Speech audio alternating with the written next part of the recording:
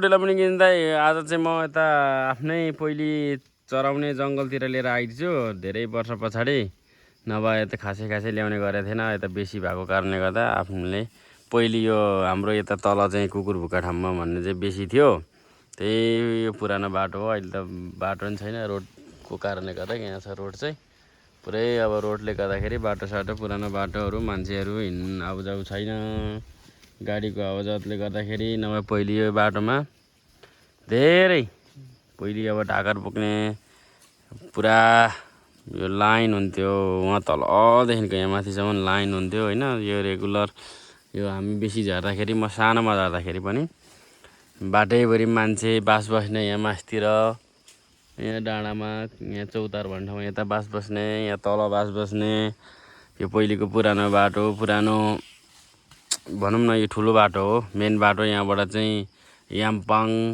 उता धरान हिले इत्यादि जाने बाटो यही हो हाम्रोतिरको यो मेन बाटो चाहिँ पहिलेको यता उँभोको साम्पाङ झ्याउपोखरी उँभोका मान्छेहरू हिँड्ने बाटो यो खासमा चाहिँ होइन अहिले अब गाडीको आवाजले गर्दाखेरि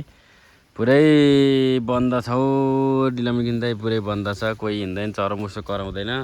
पुरा सक्खो गाडीभित्र छु म होइन यसरी गोरु चराएर आएको छु 3टा गोरु चरिरहेछन् सालिमो गाडीमा तपाईँको त जस्तै सालिमो गाडी छ यहाँ पनि तपाईँको चाहिँ अब आफ्नै होला यहाँ चाहिँ अब सरकारी होइन गाह्रो छ जङ्गलभित्र यसरी चराइएको छ होइन ल डिलामुनि किन्दै यस्तै छ आजभोलिको हलचल पुरा अब यस्तै बित्दै छन् घामहरू अब आज बल्ल बल्ल लागेको छ पानी पर्दाखेरि अनि अब गोठालो